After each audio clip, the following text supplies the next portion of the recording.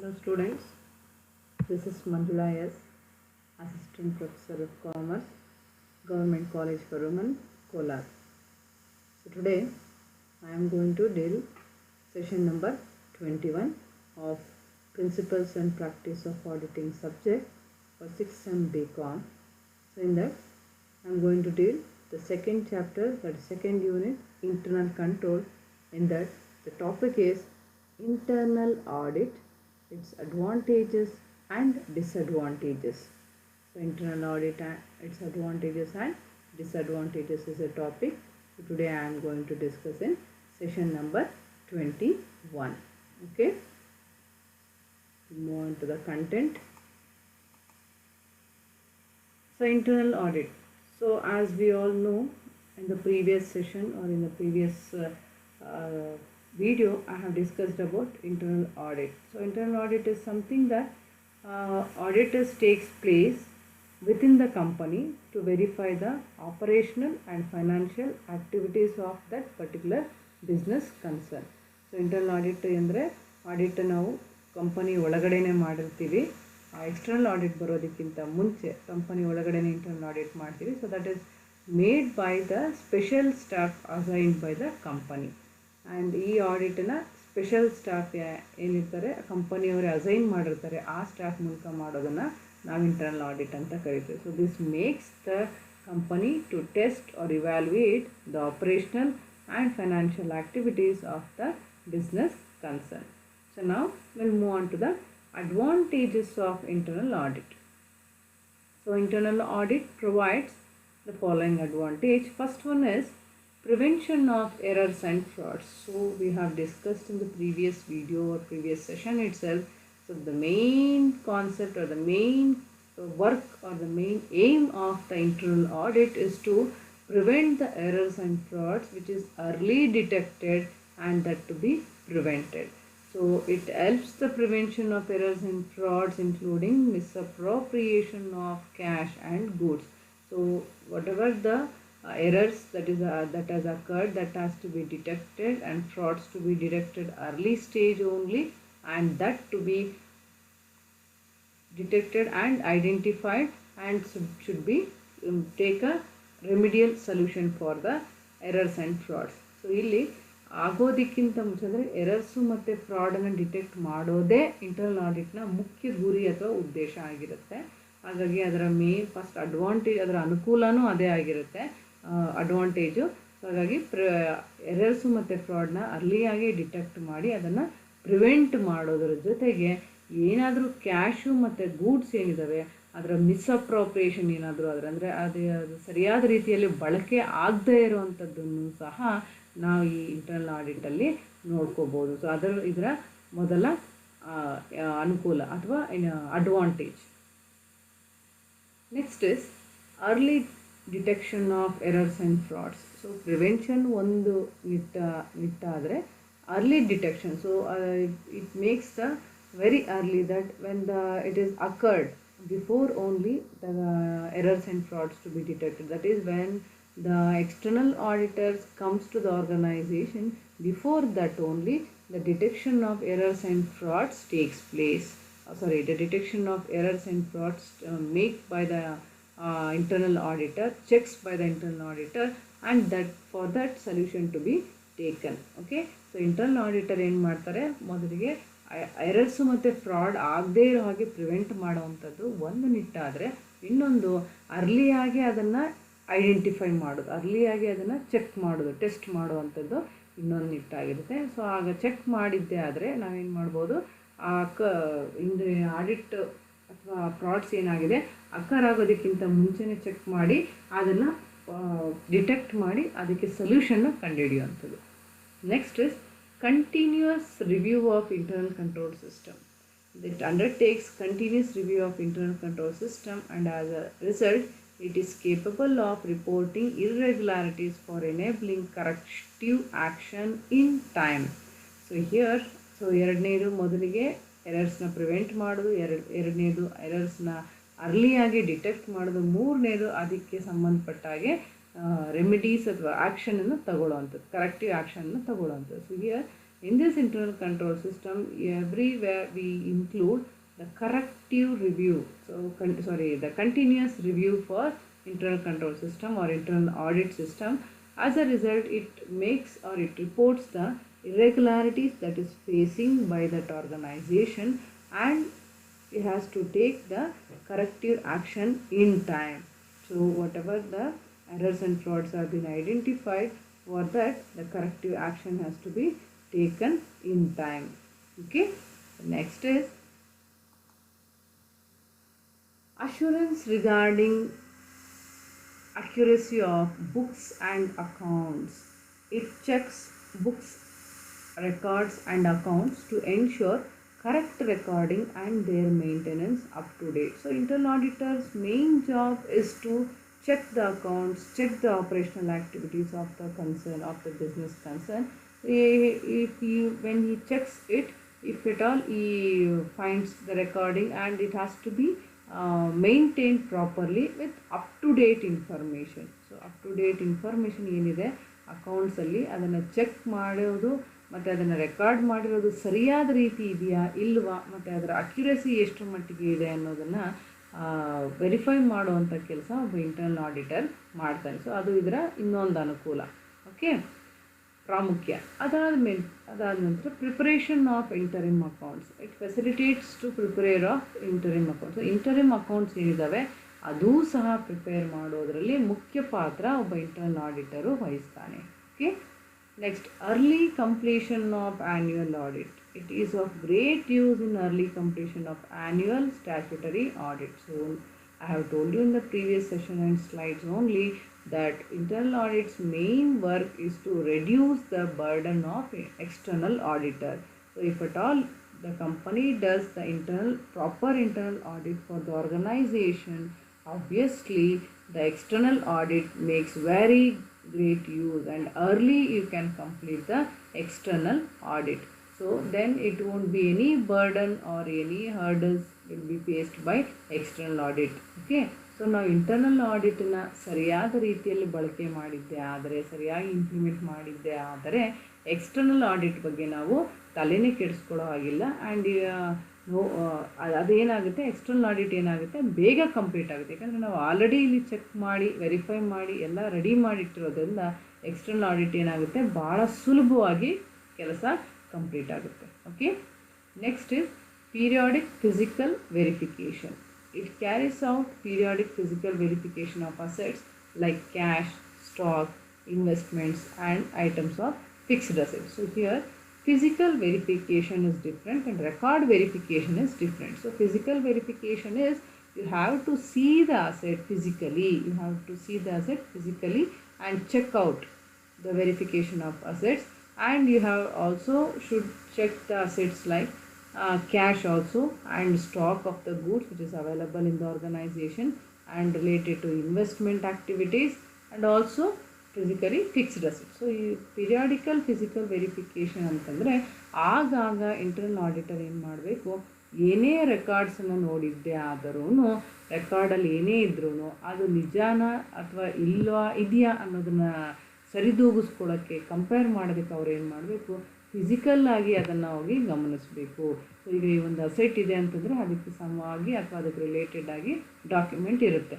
So ಹಾಗಾಗಿ asset ಇರಬೇಕು, ಅದಕ್ಕೆ ರಿಲೇಟೆಡ್ ಡಾಕ್ಯುಮೆಂಟು ಇರಬೇಕು, ಆಗ ಅದು ಕರೆಕ್ಟಾಗಿ ಬ್ಯಾಲೆನ್ಸ್ ಆಗುತ್ತೆ. ಸೊ ಹಿಯರ್ ಫಿಸಿಕಲ್ ವೆರಿಫಿಕೇಷನ್ ಏನು ಮಾಡ್ಬೋದು, ಅಸೆಟ್ಸ್ದು ಮಾಡ್ಬೋದು ಅಥವಾ ಕ್ಯಾಶ್ ರಿಲೇಟೆಡ್ ಆ್ಯಕ್ಟಿವಿಟೀಸ್ ಮತ್ತು ಸ್ಟಾಕ್ ಏನಿದೆ ಅನ್ನೋದು ಜೊತೆಗೆ ಇನ್ವೆಸ್ಟ್ಮೆಂಟ್ಸ್ ಬಗ್ಗೆನೂ ಎಲ್ಲಾದ್ರ ಬಗ್ಗೆನೂ ಅಂತ ಒಬ್ಬ ಆಡಿಟರ್ ಏನು ಮಾಡ್ಬೋದು, ಫಿಸಿಕಲ್ ವೆರಿಫಿಕೇಷನ್ನ ಮಾಡ್ತಾರೆ. ಅದು ಯಾವಾಗ ಮಾಡ್ತಾನೆ, ಆಗಾಗ. ಪಿರಿಯಾಡಿಕಲ್ ಅಂದಾಗ either quarterly, semi or annually. Okay, ಆಗಾಗ ಅದನ್ನು ಫಿಸಿಕಲ್ ವೆರಿಫಿಕೇಷನು ಮಾಡಬೇಕಾಗಿ ಬರುತ್ತೆ. Next, assistance to the statutory auditor. Assistance ಅಂತಂದರೆ ಏನು, ಸ್ಟ್ಯಾಚ್ಯುಟರಿ ಆಡಿಟರ್ ಯಾರು ಇರ್ತಾರೆ ಅವ್ರಿಗೆ ಅಸಿಸ್ಟ್ ಮಾಡಿ. ಬಿಕಾಸ್ ಒಬ್ಬ ಕಂಪನಿ ಇಂಟರ್ನಲ್ ಆಡಿಟರ್ ಏನಿರ್ತಾರೆ, ಈ the person knows all the activities of that particular organisation. So he will be very comfortable in identifying the activities. So if at all he assists the external auditor or statutory auditor, then the work will be completed very easily. Okay. So So it can render direct assistance to the statutory auditor by undertaking detailed checking of the accounting data and leave him free to concentrate on more important issues of principle, presentation and policy on accounting. So if at all the internal auditor checks out every activity in detail, then the external auditor will not check in detail because already it has been checked and verified. Then the external auditor has less amount of work to do. Okay, so he will concentrate more on very important issues like the principles of the company, the presentation of the company and the policy of the accounting. So these concepts are very important, and that on that issues the company auditor or the statutory auditor work on. Okay, so ಈ statutory auditor ಬಂದಾಗ ಒಬ್ಬ company auditor ಅಥವಾ internal auditor ಏನಿರ್ತಾರೆ ಅವ್ರಿಗೆ assistance ಮಾಡ್ತಾರೆ. ಯಾಕೆ ಮಾಡ್ತಾರೆ ಅಂತಂದರೆ ಇಂಟರ್ನಲ್ ಆಡಿಟಲ್ಲೇ ನಾವೇನು ಮಾಡಿರ್ತೀವಿ, ಹೆಚ್ಚಿನ ಡೀಟೇಲ್ಡಾಗಿ ಎಲ್ಲ ಆಪರೇಷನಲ್ ಆ್ಯಕ್ಟಿವಿಟೀಸು ಮತ್ತು ಫೈನಾನ್ಷಿಯಲ್ ಆ್ಯಕ್ಟಿವಿಟೀಸಲ್ಲಿ ವರ್ಕ್ ಮಾಡಿರ್ತೀವಿ. ಹಾಗಾಗಿ ನಮಗೆ ಏನು ಅದರ ಡೆಪ್ತ್ ನಾಲೆಜ್ ಅಥವಾ ಡೀಟೇಲ್ಡ್ ನಾಲೆಜ್ ನಮ್ಮಲ್ಲಿ ಇರುತ್ತೆ. ಸೊ ಹಾಗಾಗಿ if at all you will be assisted to statutory auditor, and statutory auditor ಏನಾಗಿರ್ತಾನೆ ಆತ ಬೇಗ ಕೆಲಸನ ಕಂಪ್ಲೀಟ್ ಮಾಡೋದ್ರಲ್ಲಿ ಮುಂದಾಗ್ತಾನೆ. ಅದ್ರ ಜೊತೆಗೆ ಈ will be if at all less work ಇದ್ದಾಗ, ಕಡಿಮೆ ಕೆಲಸ ಇದ್ದಾಗ, ಆಲ್ರೆಡಿ ನಾವು ಡೀಟೇಲ್ಡಾಗಿ ಅದನ್ನು ಚೆಕ್ ಮಾಡಿರ್ತೀವಿ, ಅದರಲ್ಲಿ ವೆರಿಫಿಕೇಷನ್ ಕಡಿಮೆ ಇದ್ದಾಗ ಸೊ ಆತ ಏನು ಮಾಡ್ತಾನೆ, ಬೇರೆ ಇಶ್ಯೂಸ್ ಕಡೆ ಗಮನ ಕೊಡ್ತಾನೆ. ಅದೇ ಇದರ ಪಾಲಿಸಿ ಇಶ್ಯೂಸ್ ಆಗಿರ್ಬೋದು, ಪ್ರಿನ್ಸಿಪಲ್ ಇಶ್ಯೂಸ್ ಆಗಿರ್ಬೋದು, ಅದರ್ ರಿಲೇಟೆಡ್ ಆ್ಯಕ್ಟಿವಿಟೀಸಲ್ಲಿ ಸ್ಟ್ಯಾಚ್ಯುಟರಿ ಆಡಿಟರ್ ಗಮನ ಕೊಡ್ತಾರೆ. Okay, next is internal audit increases the morale of honest staff because evaluation of performance of any staff will be made at any time. So morale of the audit. So ಇಲ್ಲಿ ಏನಾಗುತ್ತೆ ಅಂತಂದರೆ honest staff ಏನಿರ್ತಾರೆ ಅವ್ರ ಕಡೆ ಮೊರೈಲ್ increase ಮಾಡೋದಕ್ಕೆ internal audit help ಮಾಡೋದು. Because you know that ನಮ್ಮ ಕಂಪನಿಯಲ್ಲಿ ಇಂಟರ್ನಲ್ ಆಡಿಟ್ ನಡೀತಾ ಇದೆ ಅಂದಾಗ every one will be honestly work. So all the employees work honestly, and if at all any sort of evaluation takes place also, no one will hesitate to prove themselves at any point of time because they are all honest in work and they have morale about the company. Okay, so ಅವ್ರಿಗೆ ಆ ಕಂಪನಿಯ ಬಗ್ಗೆ ಭಾಳ ಅಪಾರವಾದ honest ಇರುತ್ತೆ.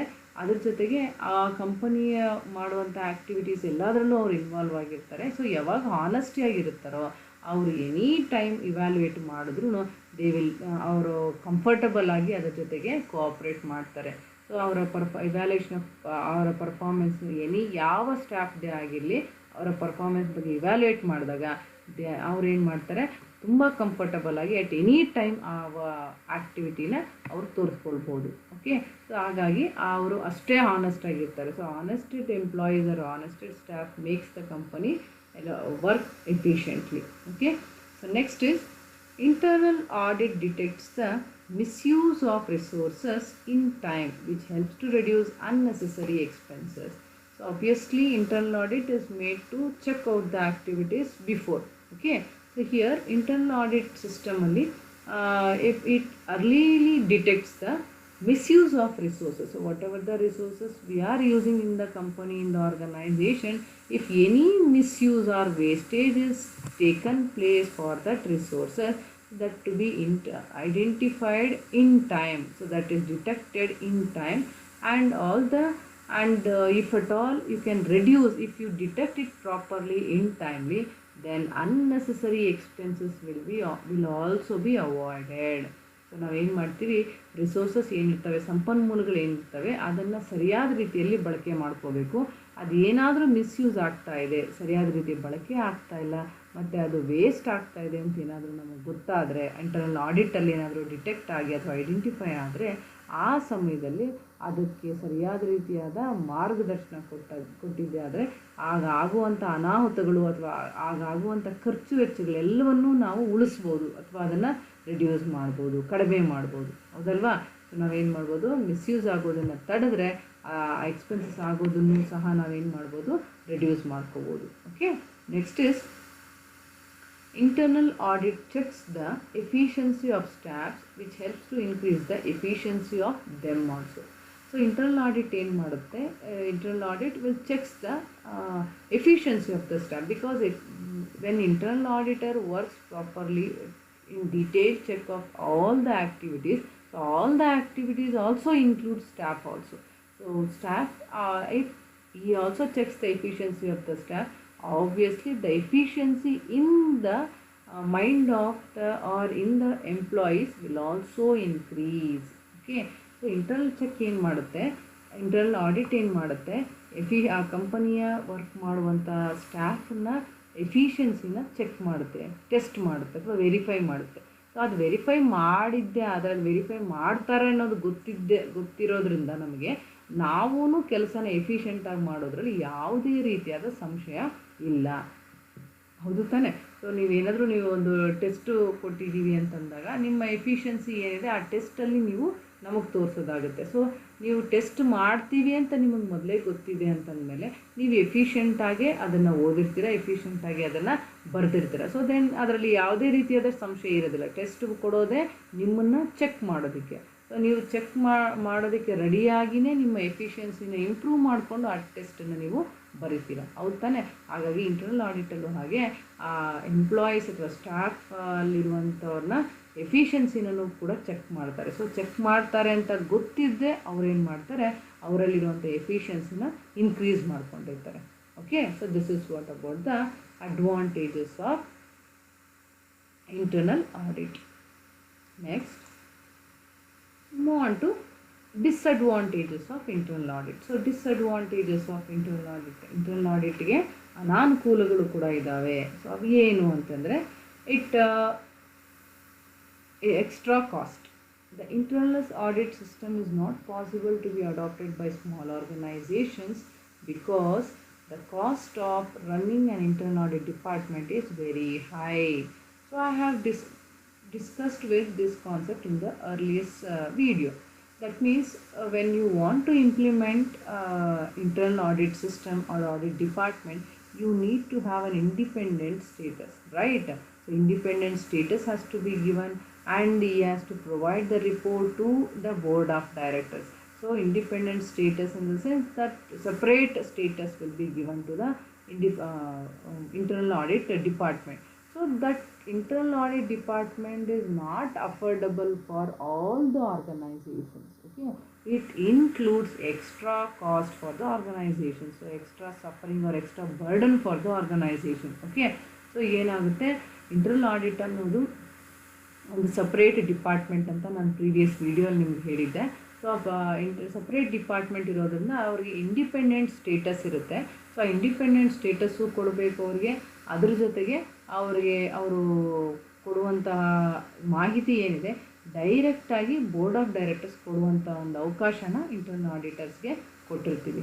Okay, so ಈ ಥರ ಒಂದು ಸಪ್ರೇಟ್ ಡಿಪಾರ್ಟ್ಮೆಂಟ್ ಮಾಡಬೇಕು ಅಂದರೆ ಇದು ಎಲ್ಲ ಕಂಪನಿಗಳು ಅಥವಾ ಎಲ್ಲ ಸಂಸ್ಥೆಗಳಿಂದ ಸಾಧ್ಯ ಇಲ್ಲ. ಹಾಗಾಗಿ ಸಣ್ಣ ಸಂಸ್ಥೆಗಳೇನಾದರೂ ಇದ್ದರೆ ಅವ್ರುಗಳಿಗೆ ಈ ಇಂಟರ್ನಲ್ ಆಡಿಟ್ ಸಿಸ್ಟಮನ್ನು ಅಳವಡಿಸ್ಕೊಳ್ಳೋದಕ್ಕೆ ಸಾಧ್ಯ ಆಗೋದಿಲ್ಲ. ಬಿಕಾಸ್ ಅದಕ್ಕೆ ಹೆಚ್ಚಿನ ವೆಚ್ಚಗಳು ಇರ್ತವೆ, ಹೆಚ್ಚಿನ ಕಾಸ್ಟ್ ಇರ್ತವೆ. ಸೊ ಹಾಗಾಗಿ it is not affordable for small organisations. Next is biased opinion. So internal audit department employees are the paid staff of the organization. In most cases they have to work according to the directions of the management, so it is not expected that they will provide unbiased opinion about the financial statements. So ಇದರಲ್ಲಿ ಏನು ಹೇಳ್ತಿದ್ದಾನೆ ಅಂತಂದರೆ, biased ಅಂತಂದರೆ ಏನು, ಇಲ್ಲಿ favoritism. Because when an employee is working under the management, he has to obey the management. Okay, he has to obey the words of the management. So if at all an employee, or that too an auditor, internal auditor is also a employee of the particular of the same organization, that too paid staff of the same organization.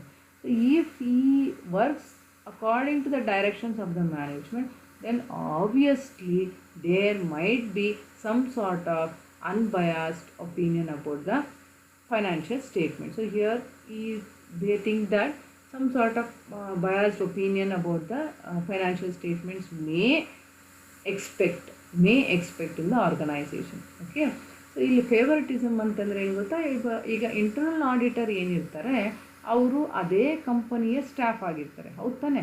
ಅದೇ ಕಂಪನಿಯ staff ಆಗಿರೋರು ಅದೇ management ಹೇಳುವಂಥ ಕೆಲಸಗಳನ್ನು ಅಥವಾ ಹೇಳುವಂಥ ಮಾತುಗಳನ್ನು ಕೇಳ್ತಾರೆ. ಸೊ ಕೇಳಿನೇ ಅವರು ಆ ಕೆಲಸನ ಮಾಡಬೇಕು. ಬಿಕಾಸ್ ದೇ ಕೆ ನಾಟ್, ಅವರು ಮ್ಯಾನೇಜ್ಮೆಂಟ್ ಮಾತನ್ನು ಬಿಟ್ಟು ಬೇರೆ ಮಾಡೋದಕ್ಕೆ ಬರೋದಿಲ್ಲ, ಹೌದು ತಾನೆ? ಸೊ ಹಾಗಾಗಿ ಅಂಥ ನಿಟ್ಟಿನಲ್ಲಿ ಅವರು ಕೊಡುವಂತಹ ಫೈನಾನ್ಷಿಯಲ್ ಸ್ಟೇಟ್ಮೆಂಟ್ ಆಗಿರ್ಬೋದು ಅಥವಾ ಆಪರೇಷನಲ್ ರಿಪೋರ್ಟ್ಸ್ ಆಗಿರ್ಬೋದು, ಏನೇ ಕೊಟ್ಟರು ಅವರು ಕಂಪನಿಯವರು ಏನು ಹೇಳಿರ್ತಾರೋ ಅದರ ಬೇಸ್ ಮೇಲೇ ಕೊಟ್ಟಿರ್ತಾರೆ.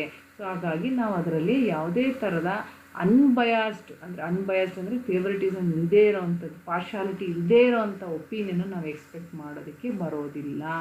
ಯಾಕೆ ಅಂತಂದರೆ ಅವರು ಆ ಕಂಪನಿಯ ಮ್ಯಾನೇಜ್ಮೆಂಟ್ ಕೆಳಗಡೆನೇ ಕೆಲಸ ಮಾಡ್ತಾರೆ, ಅಂದರೆ ಅವರ ಅಂಡರಲ್ಲೇ ಕೆಲಸ ಮಾಡ್ತಾರೆ, ಅರ್ಥ ಆಯ್ತಾ? ಹಾಗಾಗಿ it is not possible to get unbiased opinion from the financial statements. Okay, next is possibility of becoming ineffective.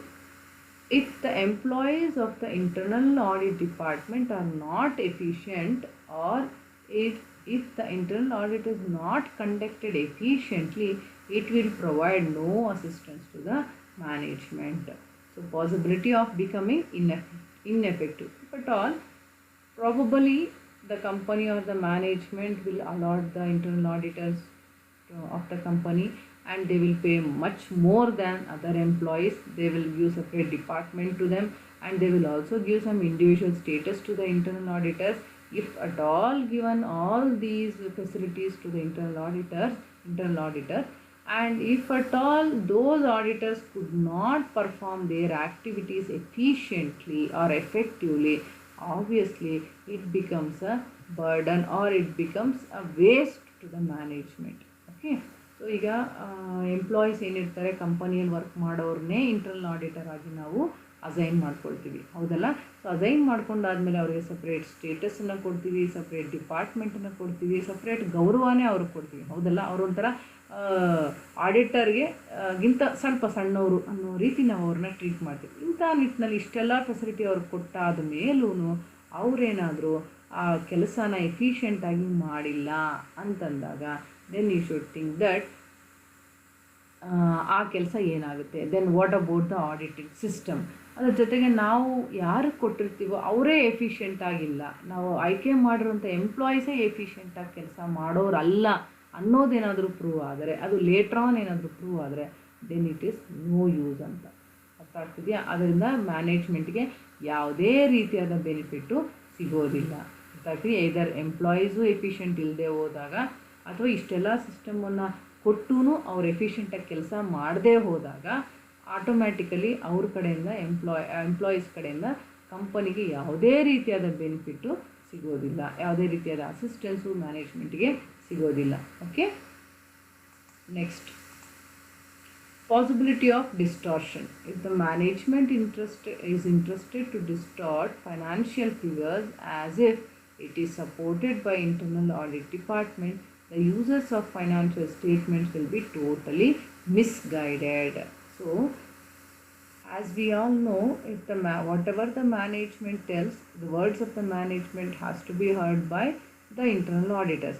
So if at all you wanted to change any sort of financial figures which is supported by internal audit department, then automatically who the financial users or the users of that financial statement, like stakeholders like shareholders, public or other members of the organization, if they wanted to see that or wanted to check that or wanted to use that financial statement, will be totally misguided. Okay, so ಇಲ್ಲಿ ಏನಾಗ್ತಿದೆ ಅಂದರೆ management ಕಡೆಯಿಂದ internal ಆಡಿಟರ್ಸು ಏನಾದರೂ ಆ financial ಫಿಗರ್ಸಲ್ಲಿ ಅಥವಾ financial ಸ್ಟೇಟ್ಮೆಂಟ್ಸಲ್ಲಿ ವ್ಯತ್ಯಾಸಗಳೇನಾದರೂ ಮಾಡಿದ್ದೆ ಆದರೆ, so differences ಏನಾದರೂ ಮಾಡಿದ್ದೆ, ಬಿಕಾಸ್ ವಿತ್ ಮ್ಯಾನೇಜ್ಮೆಂಟ್ ಸಪೋರ್ಟ್ ಇಲ್ಲದೆ ಅವ್ರು ಏನೂ ಮಾಡೋದಕ್ಕೆ ಬರೋದಿಲ್ಲ, ಯಾವುದೇ ಥರದ ಚೇಂಜಸ್ ಮಾಡೋದಕ್ಕೆ ಬರೋದಿಲ್ಲ. ಸೊ ಅವ್ರು ಮಾಡಿದ್ದೇ ಆದಾಗ ಆಟೋಮ್ಯಾಟಿಕ್ಕಾಗಿ ಅದರಿಂದ ಯಾರಿಗೆ ಬೆನಿಫಿಟ್ ಇರುತ್ತೋ, ಅದರಿಂದ ಯಾರಿಗೆ ಯೂಸ್ ಆಗುತ್ತೆ, ಆ ಫೈನಾನ್ಷಿಯಲ್ ಸ್ಟೇಟ್ಮೆಂಟಿಂದ ಯಾರಿಗೆ ಯೂಸ್ ಆಗುತ್ತೋ ಅವ್ರೇನಾಗುತ್ತೆ ಟೋಟಲಿ ಮಿಸ್ಗೈಡ್ ಆಗುತ್ತೆ. ಮಿಸ್ಗೈಡ್ ಅಂದರೆ ಒರಿಜಿನಲ್ ಇನ್ಫಾರ್ಮೇಷನ್ ಅಲ್ದಿರ ತಪ್ಪು ಮಾಹಿತಿ ಅವ್ರಿಗೆ ಸಿಕ್ಕಿದಂಗೆ ಆಗುತ್ತೆ, ಹೌದು ತಾನೆ? ಸೊ ತಪ್ಪು ಮಾಹಿತಿ ಅವ್ರಿಗೆ ಸಿಕ್ಕಿದಂಗೆ ಆಗುತ್ತೆ. ಸೊ ಫೈನಾನ್ಷಿಯಲ್ ಸ್ಟೇಟ್ಮೆಂಟ್ಸಲ್ಲಿ ಅವ್ರು ಏನು ಮಾಡ್ತಾರೆ, ಮ್ಯಾನೇಜ್ಮೆಂಟ್ ಏನು ಹೇಳಿರ್ತಾರೋ ಅದ್ರ ಪ್ರಕಾರ ಅವರು ಅದನ್ನು ಚೇಂಜಸ್ ಮಾಡಿರ್ತಾರೆ. ಹಾಗಾಗಿ ಯಾರು ಫಾರ್ ಎಕ್ಸಾಂಪಲ್ ಶೇರ್ ಹೋಲ್ಡರ್ಸ್ ಇರ್ತಾರೆ, ಪಾಲ್ದಾರರು ಇರ್ತಾರೆ, ಅಥವಾ ಪಬ್ಲಿಕ್ ಇರುತ್ತೆ. ಸೊ ಸೊ ಈ ಥರ ಯಾರೇ ಆಗಿರಲಿ ಆ ಫೈನಾನ್ಷಿಯಲ್ ಸ್ಟೇಟ್ಮೆಂಟ್ಸನ್ನ ನೋಡಿದ್ದೆ ಆದರೆ ಅದರಿಂದ ಅವರು ಮಿಸ್ಗೈಡ್ ಆಗೋದಂತೂ ಡೆಫಿನೆಟ್ ಆಗಿ. Next is inefficient staff members. As there is no prescribed qualification for the appointment of internal auditors, less qualified persons may get appointment in the department. They will not be able to discharge their duties properly. So ನಮಗೆ ಗೊತ್ತಿರೋ ಹಾಗೆ totally ಏನಾಗುತ್ತೆ inefficient staff members. So when the company improves, selects the employees from the same organization as an internal auditor, as I told you in the previous video itself, there won't be any qualification or any differences from other staff to this internal auditor staff or department. So from the staff members or staff employees, some special employees will be allocated or assigned to this work. So there won't be having any criteria based on some assumption or some activity the employees will be selected. So in such a case, how we can think that these auditors will do the work efficiently or they can discharge their duties properly. So if at all they are less qualified people, if you appoint at that particular for that internal audit department, then we should think that there won't be any use from the internal audit system itself. So ನಾವೇನು ಮಾಡ್ತಿರ್ತೀವಿ, inefficient ಎಂಪ್ಲಾಯೀಸ್ನ ಏನಾದರೂ ಇದರಲ್ಲಿ include ಮಾಡಿ ಒಂದು ಸ್ಟಾಫಲ್ಲಿ ಸೇರಿಸ್ಕೊಂಡಿದ್ದೆ ಅಂದರೆ ಸಾಮಾನ್ಯವಾಗಿ ನಾವು ಕಂಪನಿಯಲ್ಲಿರುವಂಥ ಎಂಪ್ಲಾಯಿಗಳಲ್ಲೇ ಕೆಲವ್ರನ್ನ ಮಾತ್ರ ಆಯ್ಕೆ ಮಾಡಿಕೊಂಡು ಈ ಇಂಟರ್ನಲ್ ಆಡಿಟ್ ಡಿಪಾರ್ಟ್ಮೆಂಟಲ್ಲಿ ಸೇರಿಸ್ಕೋತೀವಿ. ಇದಕ್ಕೆ ಸೇರಿಸ್ಕೊಳ್ಳೋದಕ್ಕೆ ಯಾವುದೇ ಥರದ ಕ್ವಾಲಿಫಿಕೇಷನ್ನು ಕ್ರೈಟೀರಿಯಾಗಳು ಇಲ್ಲ. ಸೊ ಅದೇ ಒಂದು ಜನರಲ್ ಅಸಂಪ್ಷನ್ ಮೇಲೆ ನಾವು ಅವರನ್ನು ಈ ಇಂಟರ್ನಲ್ ಆಡಿಟ್ ಡಿಪಾರ್ಟ್ಮೆಂಟಿಗೆ ಹಾಕಿಸ್ಕೋತೀವಿ. ಸೊ ಅಂತ ಹಾಕಿಸ್ಕೊಳ್ಳೋವಾಗ ಯಾರಾದರೂ ಕಡಿಮೆ ಕ್ವಾಲಿಫೈಡ್ ಆಗಿರೋಂಥ ಎಂಪ್ಲಾಯೀಸು ಸಿಕ್ಕಿದಾಗ ನಮ್ಮಲ್ಲಿ ಇರುವಂಥವರಲ್ಲಿ ಇವರೇ ಬೆಸ್ಟು ಅಂತ ನಾವೆಲ್ಲ ಸೆಲೆಕ್ಟ್ ಮಾಡ್ಕೊಂಡಿದ್ದೆ. ಆದರೆ ಸೊ ಅಂಥ ಟೈಮಲ್ಲಿ ಅವರು ಸರಿಯಾದ ರೀತಿ ಕೆಲಸ ಮಾಡೋದಕ್ಕೆ ಬರೋದಿಲ್ಲ ಅಥವಾ ಅವ್ರ ಕೆಲಸ ಮಾಡೋ ಅಂಥ ನಾಲೆಜ್ ಅವರಿಗೆ ಇರೋದಿಲ್ಲ. ಸೊ ಆ ಸಂದರ್ಭದಲ್ಲಿ ಟೋಟಲಿ ಆ ಇಂಟರ್ನಲ್ ಆಡಿಟ್ ಸಿಸ್ಟಮ್ಮೇ ಏನಾಗುತ್ತೆ, ಫ್ಲಾಪ್ ಆಗುತ್ತೆ. ಬಿಕಾಸ್ ಅವ್ರಿಗೆ ಆ ಡ್ಯೂಟೀಸ್ ಏನು ಮಾಡಬೇಕು ಅನ್ನೋದು, ಆ ಡಿಸ್ಚಾರ್ಜ್ ಏನು ಮಾಡಬೇಕು ಅನ್ನೋದೇ ಅವ್ರಿಗೆ ಗೊತ್ತಿರೋದಿಲ್ಲ. ಸೊ ಹಂಗಾಗಿ ಟೋಟಲಿ ಆ ಸಿಸ್ಟಮ್ ಏನಾಗುತ್ತೆ, ಫ್ಲಾಪ್ ಆಗಿಬಿಡುತ್ತೆ. And so this is what about the disadvantages of internal audit. Okay, we have come to the last part of this session. Okay, so in this session, that is revision session, in this particular concept or in this session we have discussed about internal audit advantages. So in that advantages we have discussed prevention of errors and frauds, that is how to prevent the errors and frauds before it is occurring, and next early detection of errors and frauds. So when you check the internal audit system, when you do the internal audit system, you can check the errors and frauds very early. And next is continue review of internal control system. So internal control system, in this continuous review or continuous checking can be done to give the corrective action for that errors or frauds. Okay, and next is assistance to the statutory auditor. So here the internal auditor work is to assist the statutory auditor as he has the knowledge about the or detailed knowledge about the activities what it is already occurred and happened in that particular organization, right? Next we'll move on to disadvantages part. In disadvantages part we have discussed about that is what extra cost. It is not suitable or affordable for a small organization, business organization, as this system includes much cost. Okay, and biased opinion. So biased opinion, it is favoritism. So you may not as the internal auditor works under the management, so you may not expect the unbiased opinion from the internal auditor, and the possibility of becoming ineffective. So when automatically that person becomes ineffective, then whatever the results he gives, totally that result also becomes ineffective, waste. And next is possibility of distortion. So distortion is also a possibility that the internal auditor makes. Next is inefficient staff members. So staff members inefficiently, if you occur without any proper qualification, then this internal audit system becomes damn waste. Okay, this is what about a glance of advantages and disadvantages of internal audit system. Okay, so this ends this session. So if you have any doubts related to session, kindly comment me in the comment box. So thank you once again. Thank you all, and stay home, stay healthy, stay safe. Thank you, students.